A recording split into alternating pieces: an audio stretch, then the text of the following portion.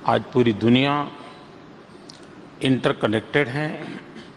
Interdependent है और इसलिए दुनिया के हर देशों में आपने देखा होगा कि हर देश के साथ किसी न किसी रूप में से जुड़ा हुआ है।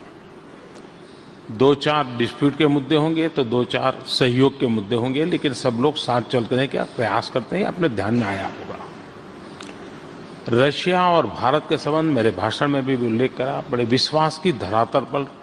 खरे उतरे हैं और मैं आग्रह करूंगा कि कल जो हमारा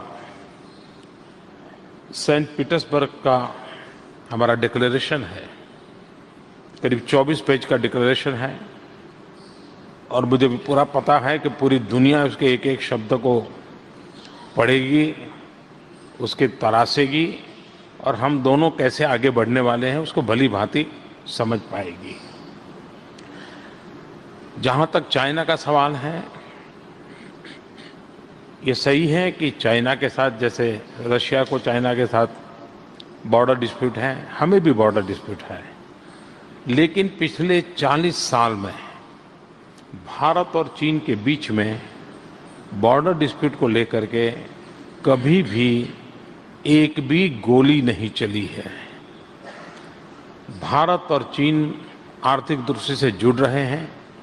हमारा संबंध उनसे बढ़ रहा है, उनका संबंध हमसे बढ़ रहा है, हमारा इन्वेस्टमेंट वहाँ बढ़ रहा है,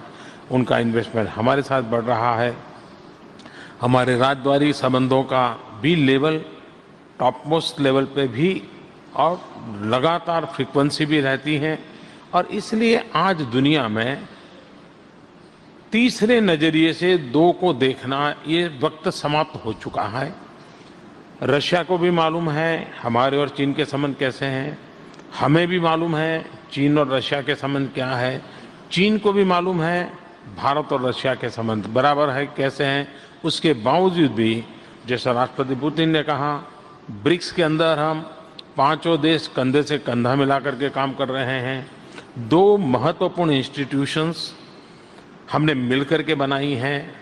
चाइना ने एक बैंक का इनिशिएटिव लिया, उस बैंक के प्रमोशन में हम भी भागीदार हैं। ब्रिक्स ने एक बैंक का इनिशिएटिव लिया जिसके अंदर चाइना का नेतृत्व है, भारत उनके सहयोग में है और ब्रिक्स कंट्री साथ में है और इसलिए दुनिया इंटरकनेक्टेड है, इंटर